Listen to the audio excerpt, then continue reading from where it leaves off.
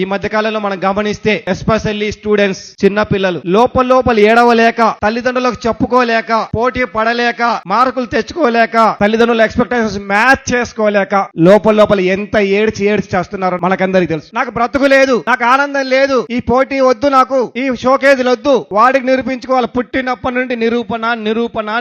నేను school first, నేను college first, ఎంతసేపు ఇంకొకరికి నిరూపించుకోవడమేనా? నిరూపించుకొని పోయి బాగా ఈరోజు నిరూపించుకున్నాం, ఈరోజు డబ్బులు సంపాదించాం, రేపు మనకంటే ఇంకోడెవడో డబ్బులు సంపాదిస్తాడు, నేను ఇంకేదో చేస్తా, దానికి గొప్పగా ఇంకోడు తన్నేవాడి తలదన్నేవాడు వస్తూనే ఉంటాడు. ఎన్ని రోజులు ఈ ఏడుపు, ఎన్ని రోజులు ఈ దుఃఖం? మనకంటూ ఒక ప్రత్యేకత ఉంది. ప్రతి మనిషి ఒక ప్రత్యేకంగా పుట్టాడు, ఎవరికి వారే యూనిక్, ఎవరిని ఎవరితో పోల్చకూడదు. ఇంట్లో 4 పిల్లలు ఉంటే 4 రకాలుగా పుడతారు. ఎన్ని రకాలు ఉంటే అంత అద్భుతంగా ఉంటుంది ప్రపంచం. మనల్ని మనం ఎప్పటి వరకు అయితే స్వీకరించామో అప్పటి వరకు మన లోపల ఆనందం పుట్టదు. ఎప్పటి వరకు అయితే మనం పోల్చుకొని బాధపడుతూ ఉంటామో అప్పటి వరకు మనం ఏడుస్తూనే ఉంటాం.